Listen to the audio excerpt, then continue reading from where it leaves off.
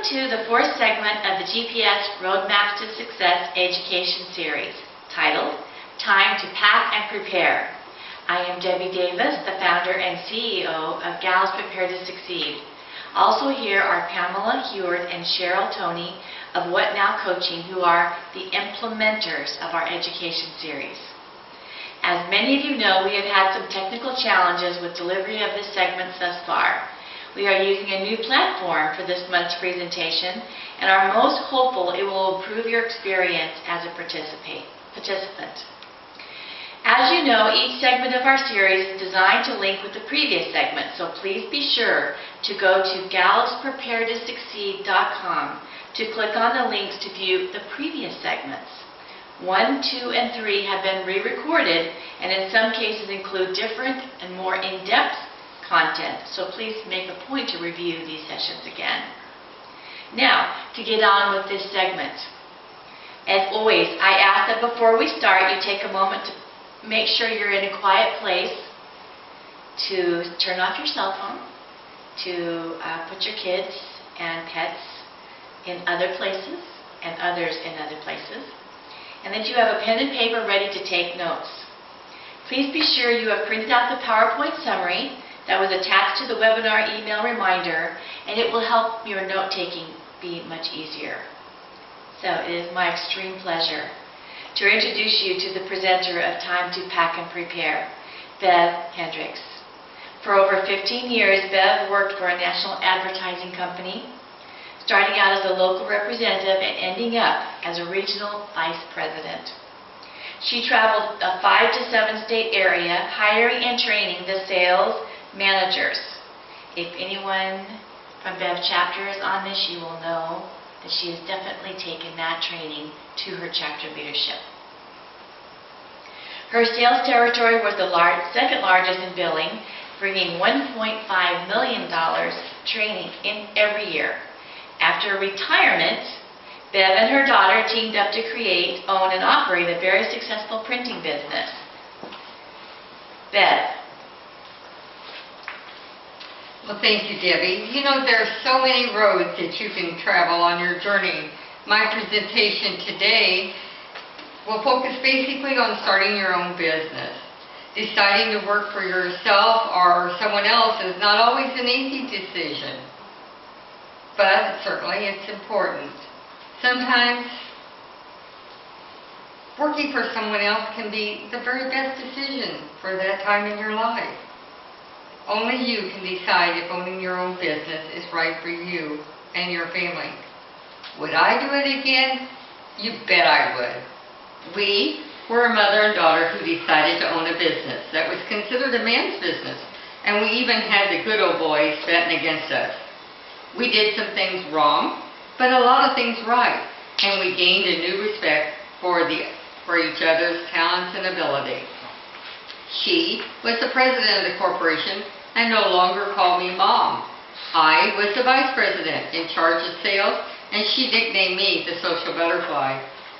She managed the production of the shop and kept it on schedule, and I no longer said my daughter, but referred to her as the other owner or president of the company, and we both did whatever it took. Owning your own business can be the most amazing journey of a lifetime. But preparing for that journey can be just as exciting as the journey itself. And having a roadmap showing you the way guarantees the journey to be a lot more pleasant.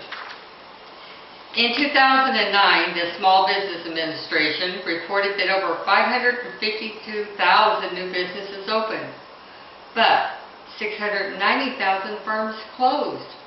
That number surprising? Well, it demonstrates why it's very important to do what you can to put the odds in your favor. Ladies, this is the time to be totally honest with yourself. Evaluate your strengths.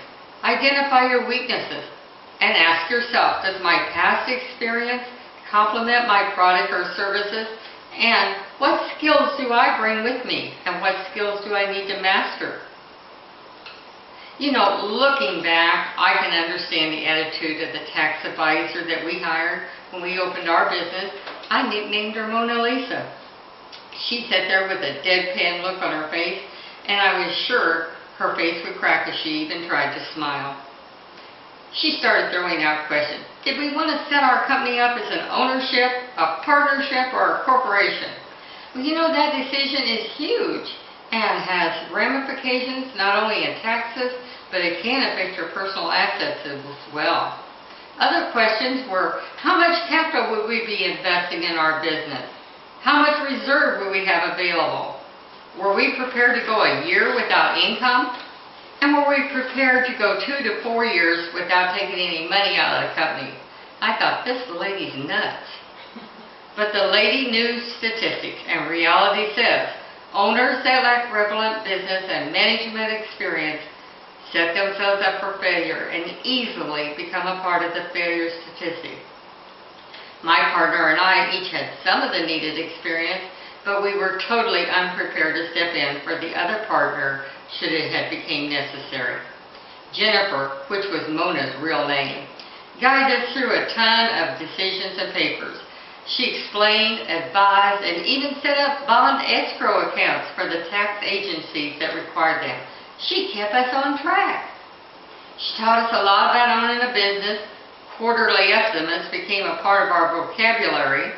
We learned to trust and ask her advice before we made any major decisions or purchases.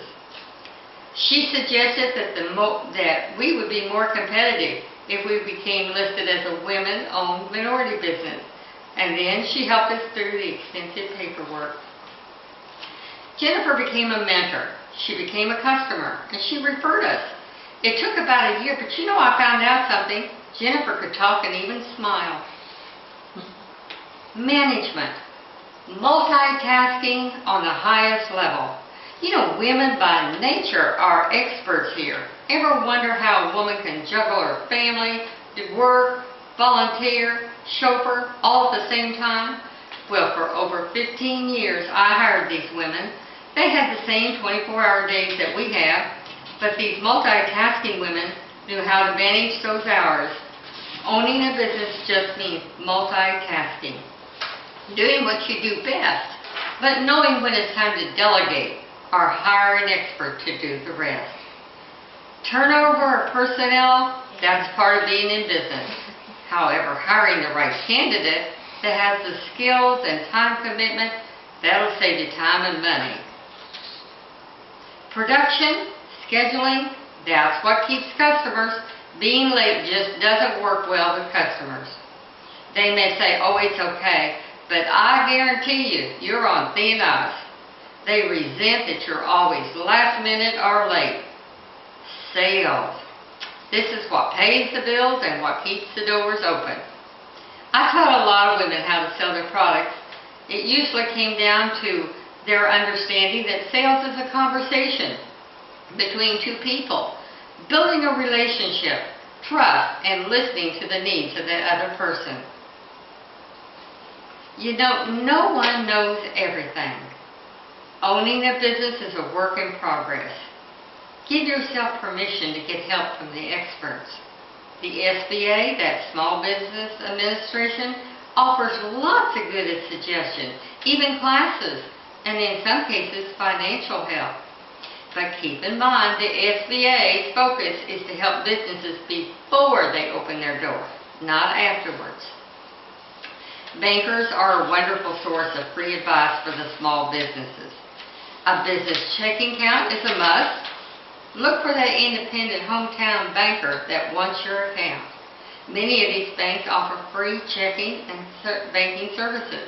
Save where you can. You know, those plain checks will pay the bills just like those designer checks do. I can't say enough for the CPAs and the tax advisors, those dedicated people. They help you set up your business in a way that's best suited to meet your business or personal needs. And they can do as little or much of the books as you like. Our CPA notified us when our city, state, federal taxes were due. And if you're not clear why that's important, let me tell you, those tax folks, they don't take kindly to your being late. And they sure don't hesitate to charge you healthy delinquent fees. Wasted money.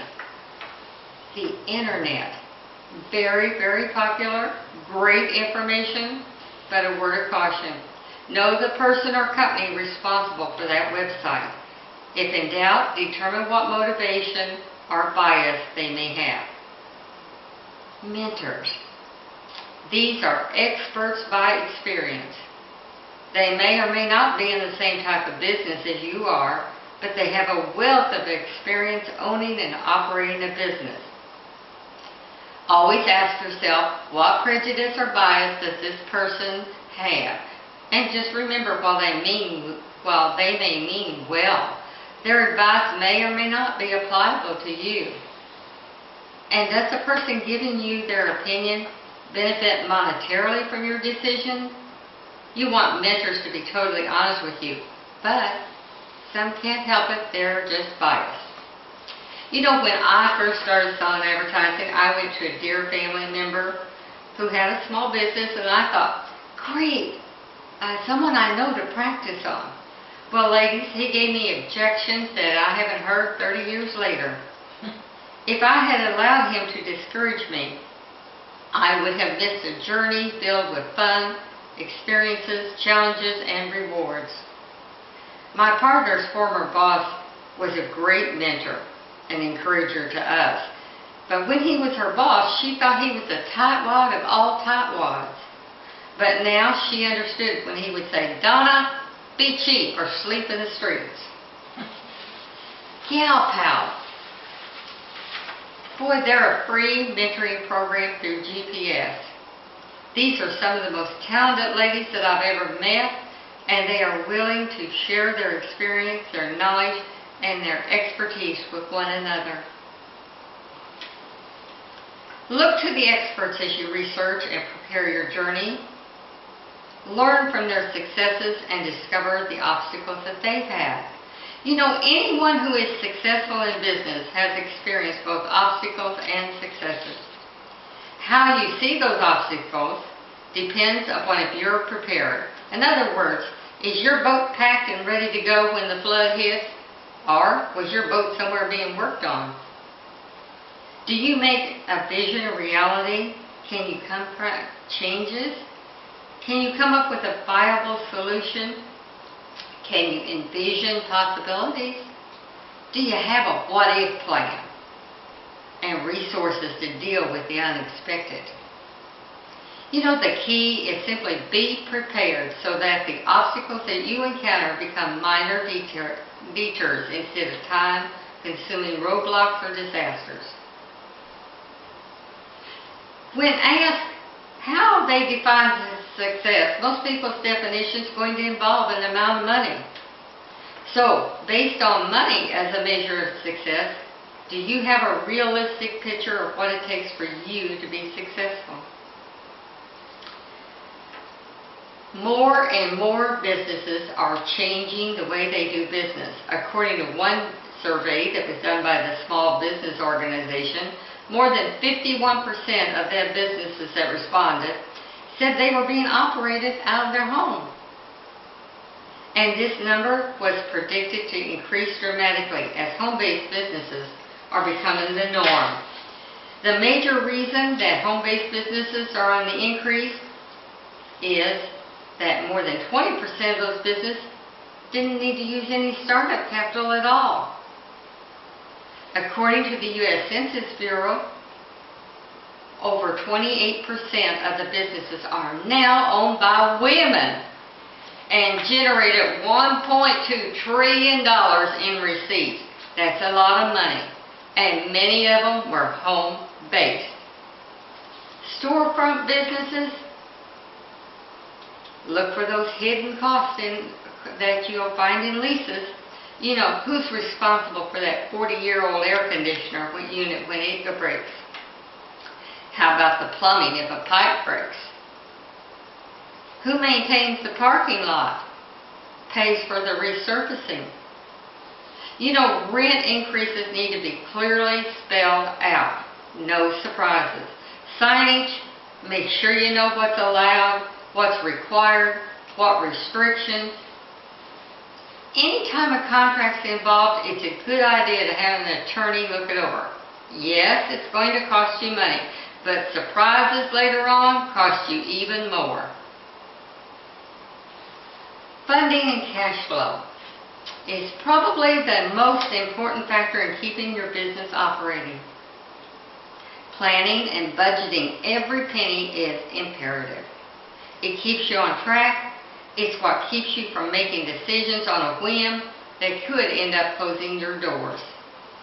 You know you love those little cute paper clips. They're only a couple of dollars. Well, ask yourself, will the plain old-fashioned ones work just as well?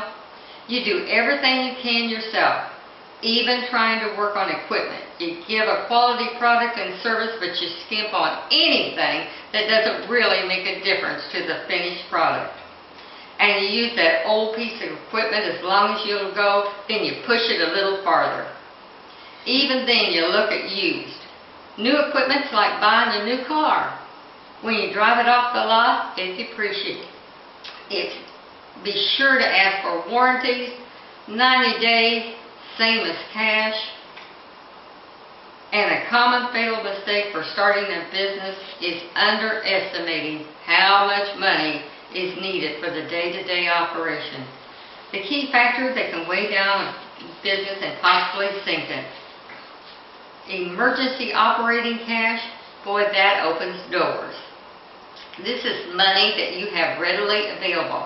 It could be money that's set aside in your account, or even a line of credit from your bank. A line of credit can prove beneficial. It's money available, and it helps to establish that coveted good credit. A line of credit, though, you need to establish it before you need it. It's kind of like an insurance policy. It's there if and when you need it.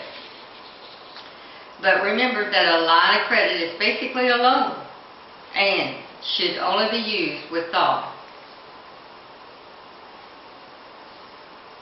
What do you expect for income? If you're buying an established business, a profit and loss statement will give you a basic idea of past performances. Mentors can sure help here, especially if it's a light business. Compare their investment time to the time that you plan to invest. Mentors are great sources, but just remember any biases that they might have. Determining your income, that could be just as simple as comparing amount of product and services sold to minus the expenses.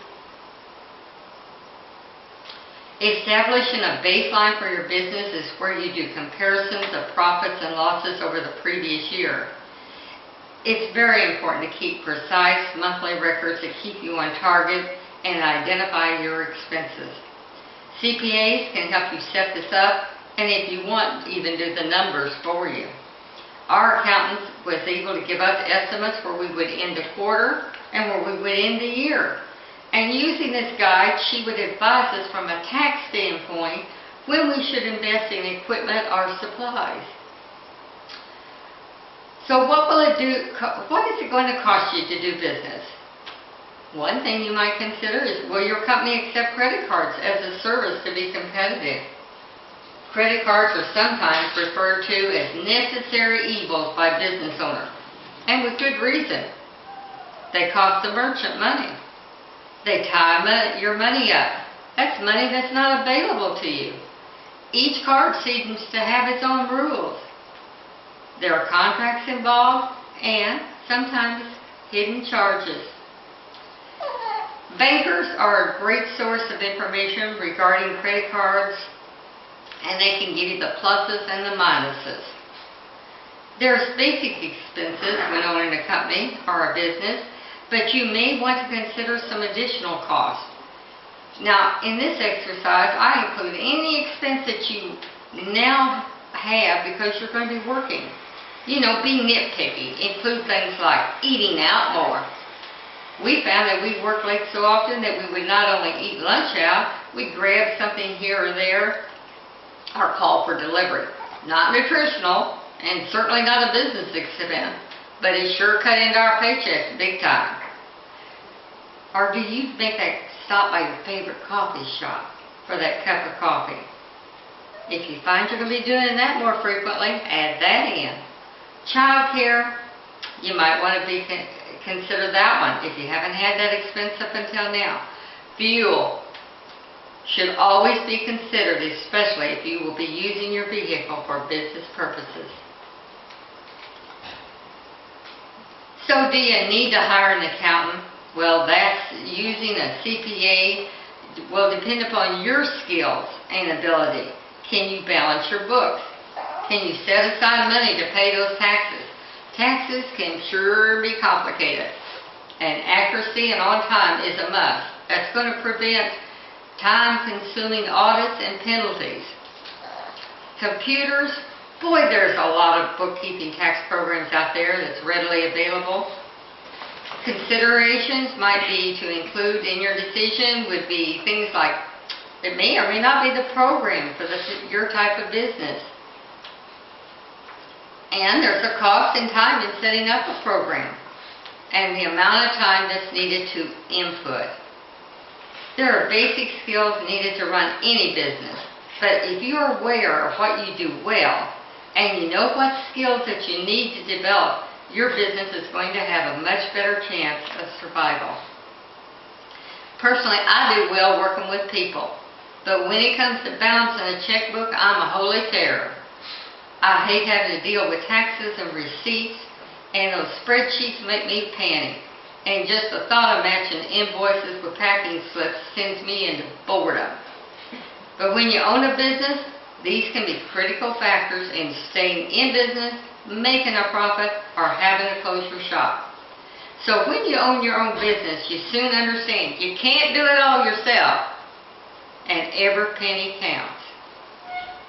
I made myself learn to do those books so that I knew I could, but I certainly wasn't efficient at it, and it took me way too long.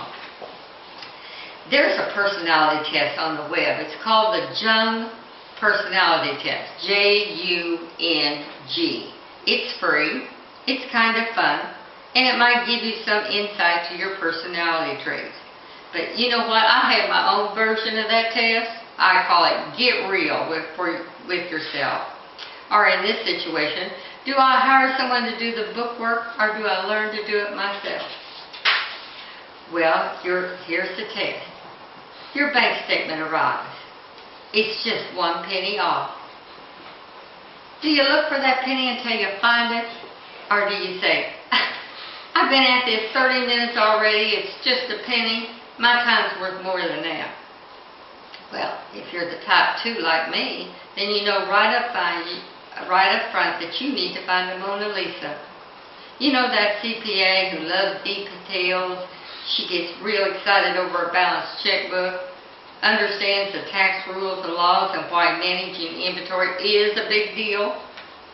They know how to deal with the IRS and will end up helping you keep the doors open and save you dollars.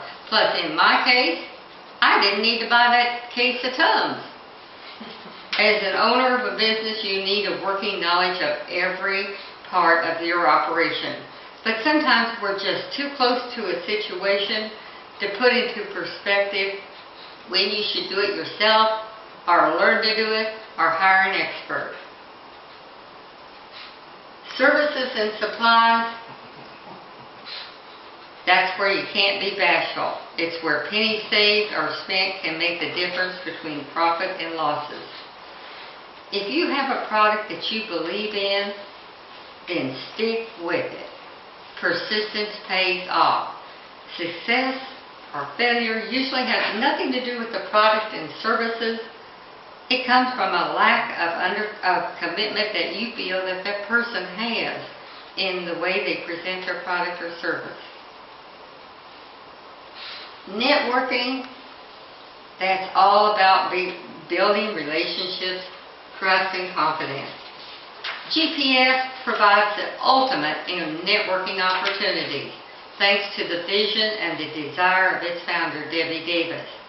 She's truly a woman who has achieved success in her own Mary Kay business, and she has a heart and vision that encourages women to achieve success at whatever level they desire and want. Pam Hewitt and Cheryl Toney, owners of What Now Coaching, share their talents and extraordinary skills, helping women who have the courage to pursue and reach for their dreams. Family and friends, Boy, they can be a tremendous support and help to spread the word. Many are involved in other organizations and businesses.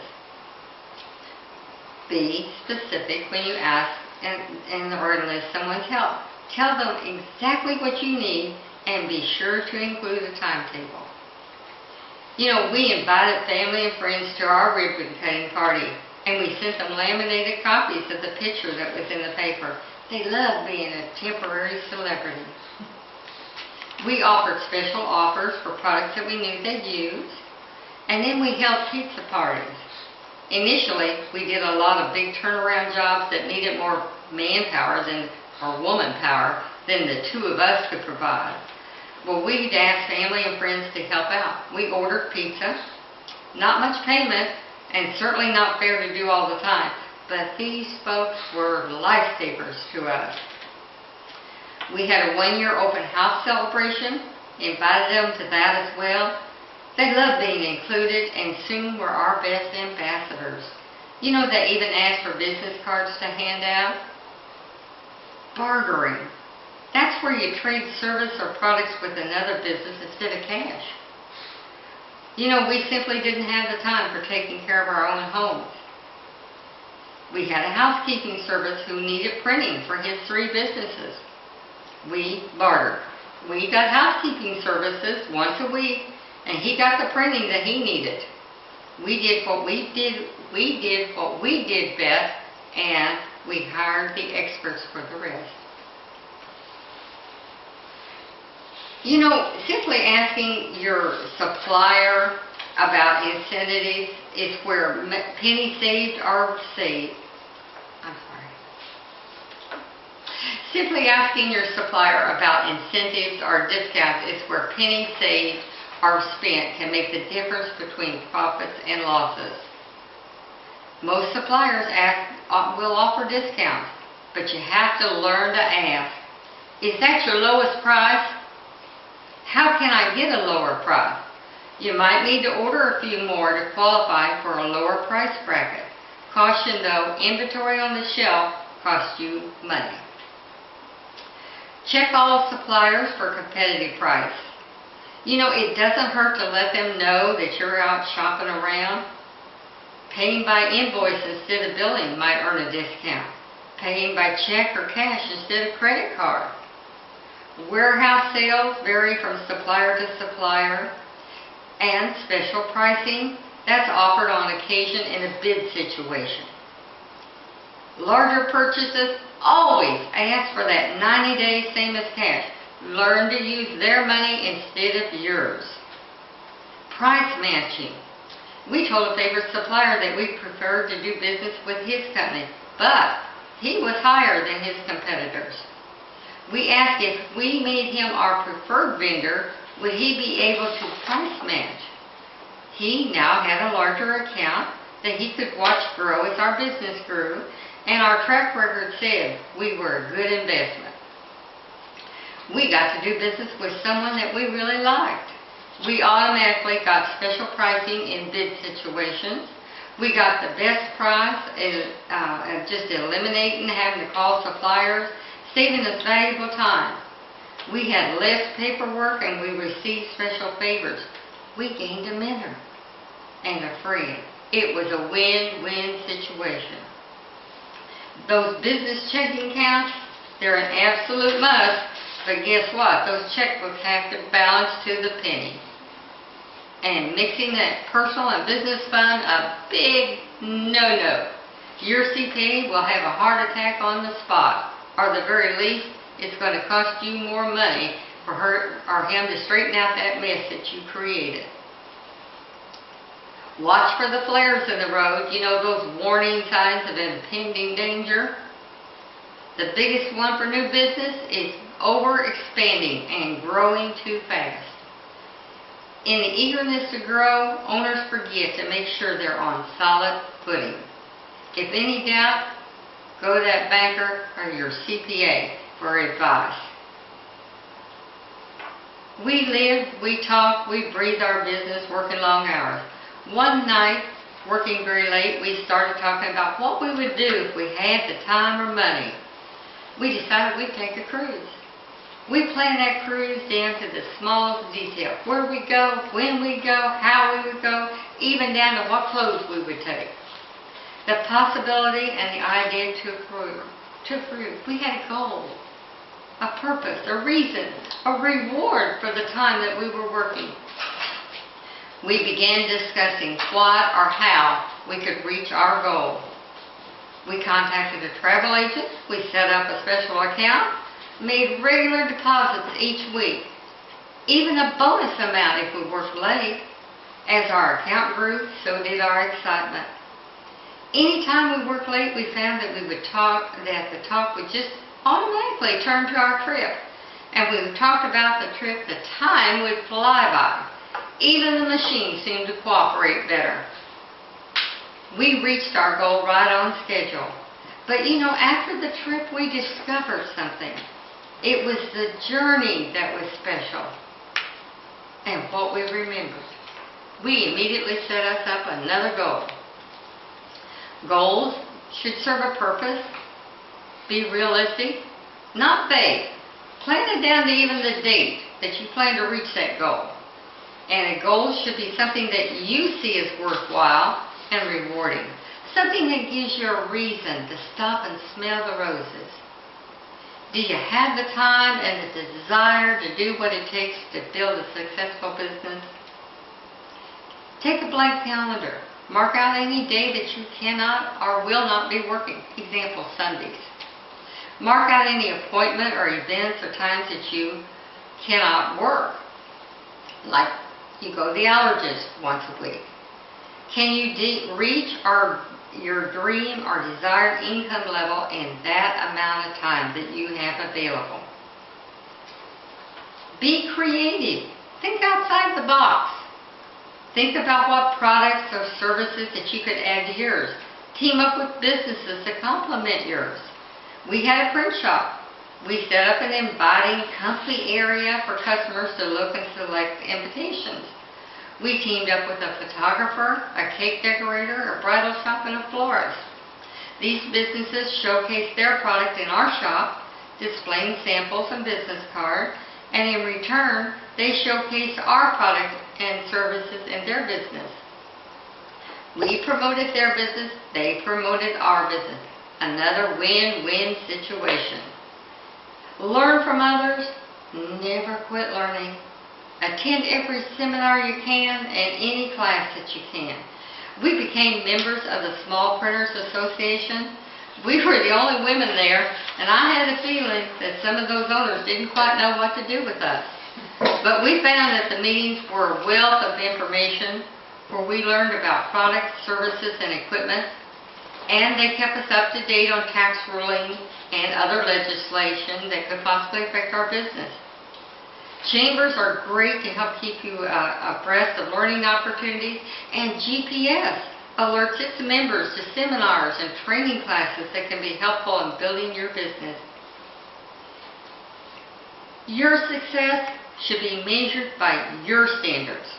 Your dreams can happen if you don't let a door stop you. Someone else's are your own. We had a lot of competitors, a small customer base, and we had to build our customer base very quickly just to survive. Service can be what sets you apart. It's why most of us do business with someone. You like the person, and they offer a service that maybe the competitor doesn't. Build loyalty. Cost and price is always going to be a key factor in business. Finding ways to cut costs for your customer may make the difference in keeping or losing an account. Going to the customer could set you apart. Doing more than what is expected. I focused on new startup businesses. I take a basket of goodies to congratulate them on their opening. I included the usual cups and pens that had our names imprinted on them, but we would include notepads with their names. They loved seeing their name, and they appreciated the special offers that I included. I would mentor them, suggest a ribbon cutting, invite them to organizations that I belonged to, things that I was involved in and thought could help them. I would refer them to my networking buddies who would be sure to say that I referred them. Now you've done your homework, you've talked to the experts, now it's time for you to reach for your dream. It's time to hit that ground running. Thomas Jefferson once said, "I am a great believer in luck, and I find the harder I work, the more luck I have." We met a lot of wonderful people on our journey, and we had some unbelievable experiences. We discovered talent we didn't even know that we possessed. We saw humor at times that we thought that we simply had forgotten how to laugh. We fought off burnout. We celebrated reaching a goal. We learned a lot and discovered a determination that we did not know we possessed. Owning your own business can be challenging, and it's certainly not right for everyone, but for us it was undoubtedly the most exciting journey of our lifetime. Thank you so very much for being a part of this webinar, and what questions may I answer for you?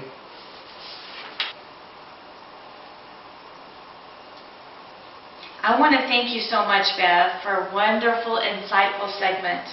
You really zeroed in on foundational components that significantly impact a business. Thank you so much, and we so appreciate it. And I'm going to go off script for a moment here.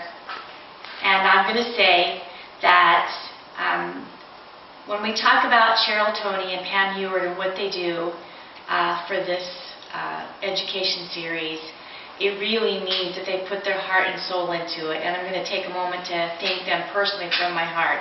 And I want to thank Tony Steffen from Websites by Tony for being our wonderful photographer and director. And I want to thank all the presenters that are on our webinar series. They put a lot of work into preparing the slides for you. They put a lot of work and thought into the presentation, so it's timely and professionally done. And I hope you all see it and believe it when you get the information from this that you want. And I want to thank Cheryl's little dog for being quiet through this whole presentation. Next month I will be presenting Who is Going With You, during which we will assess your strengths and gaps. We will help determine who you would like to have with you on your journey to bridge your gaps. We're going to find out how the Gal Pal program can support you. And we're going to explore how to create a team of like-minded individuals who understand your vision and have a passion to help you make it a reality. This is something that has impacted my business hugely and that I'm very, very familiar with, so I'm going to be pleased and proud to present that to you. That presentation will be on Thursday, March 14th at 7 o'clock. Please go to the website to get that information for your handouts and your presentation guidelines. And thank you so much. We'll see you then.